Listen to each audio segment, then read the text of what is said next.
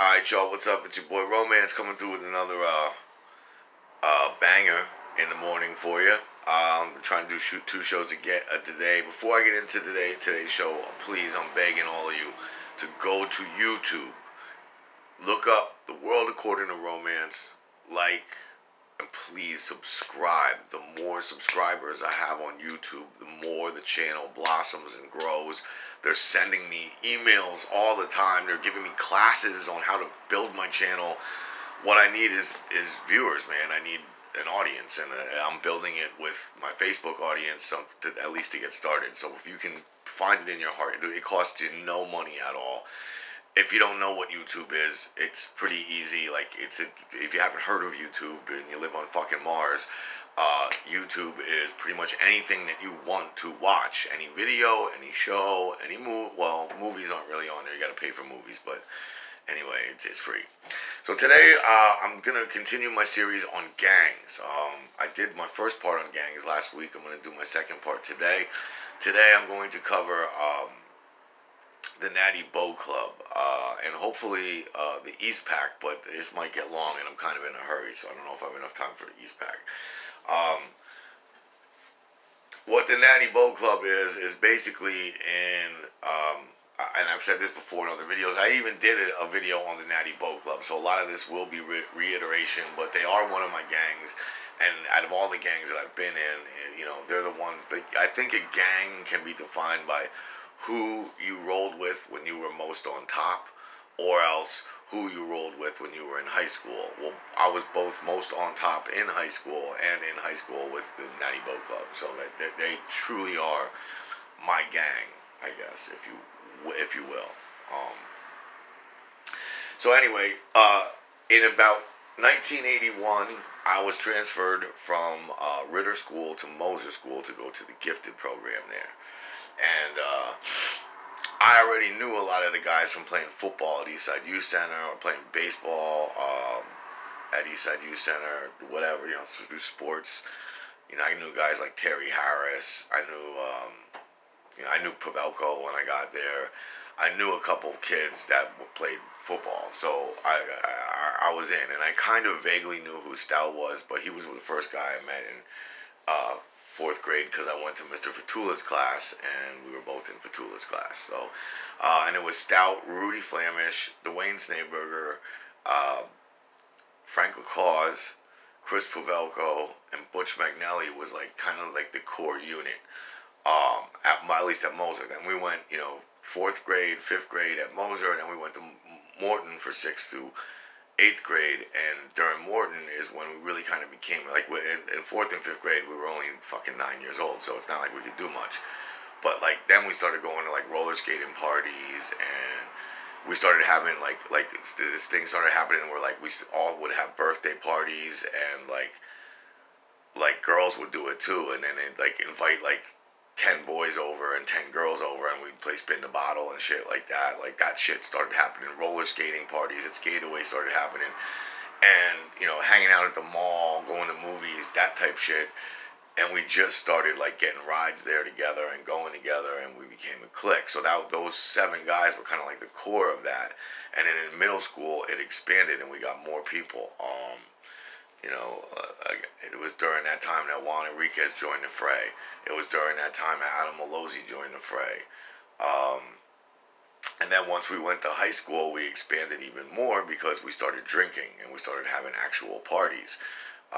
We didn't really drink in middle school, you know. We were in middle school. But, and throughout high school, you know, we kind of grew. And that's when we got, like, guys like Ramon McCool, we got Mark Dombrowski, we got,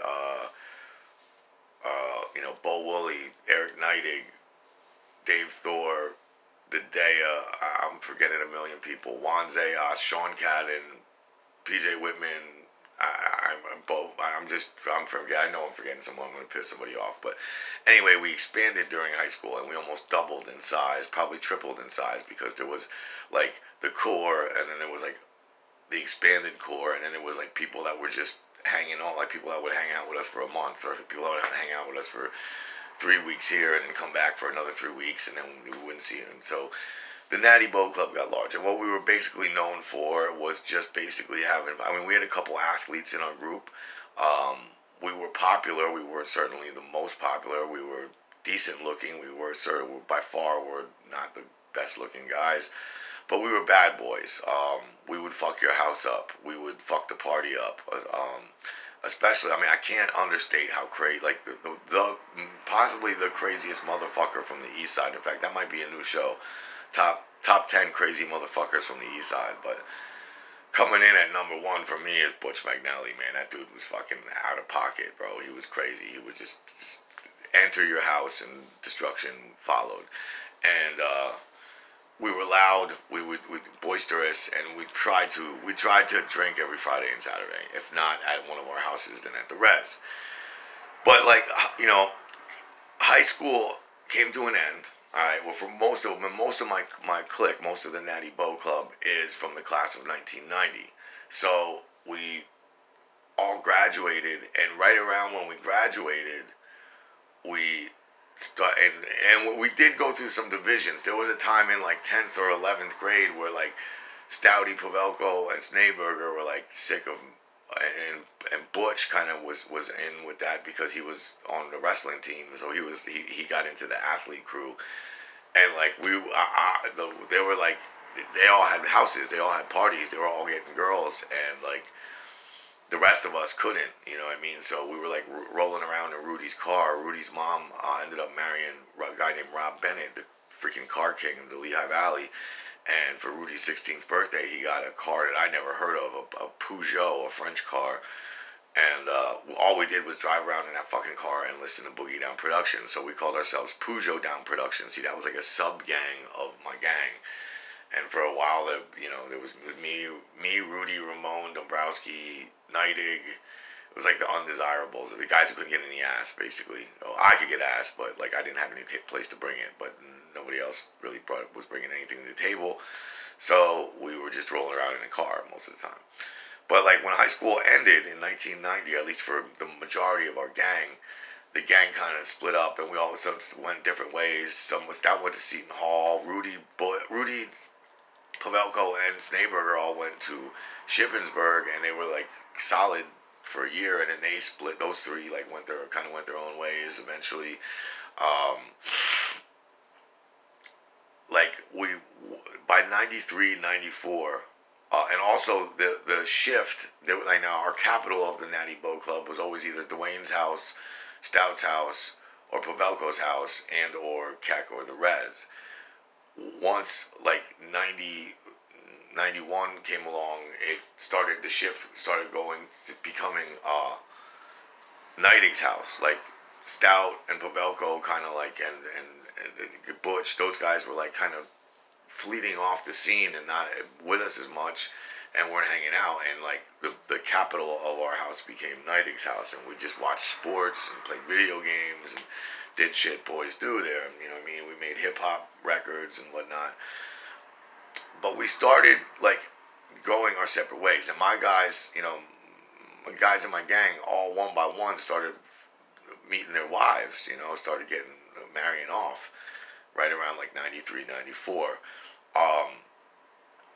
And I wasn't having that. I had parents that were young when they got married, and I saw how much they fought. I did not want to be. I had no intention of like marrying young or having children young. I saw what my parents went through with me, and I didn't want to do that. So I never kept. I wish I would have. I never took relationships seriously. I thought there's a million women in the world. I'll be young forever, you know. And now they all have wives, and I'm nobody. But I got nothing. But anyway, during that time, I started like. You know, I was at college, you know, and I went to Muhlenberg, which is right across town, and I tried to not get into the drug game. I didn't do any drugs in high school. It wasn't until I went to college where, like, drugs were, like, everywhere, and not only that, but everybody, since I was from Allentown, and everybody in Muhlenberg didn't know where the fuck they were, I was the guy who was supposed to go get the drugs, and I you know, my first year of college, the money was good, and then, my second year of college, the money ran out, and next thing you know, I need to make money, and you know, there's like 800 kids sitting there like with waving money at me, like, go get me drugs. I'm like, all right, how much you want? How much you need? How much you got? What does that get me? Let's begin this. And before I knew it, and again, that's another, that's a show that the history of how I got into the game,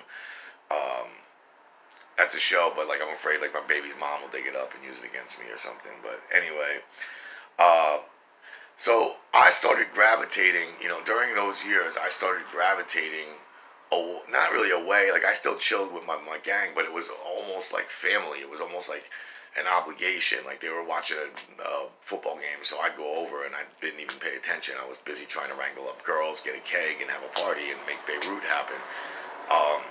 So during those years, I started, you know, and especially with the drug trade, one of the guys in my gang, Juan Enriquez, had a little brother named Marky, and through him, you know, I started he had his own gang, his own clique of boys that were like all 5 to 8 years younger than us, and you know, my guys, like they were into hip hop, but they weren't like hip hop heads. They weren't dressing, walking, and talking it. I was.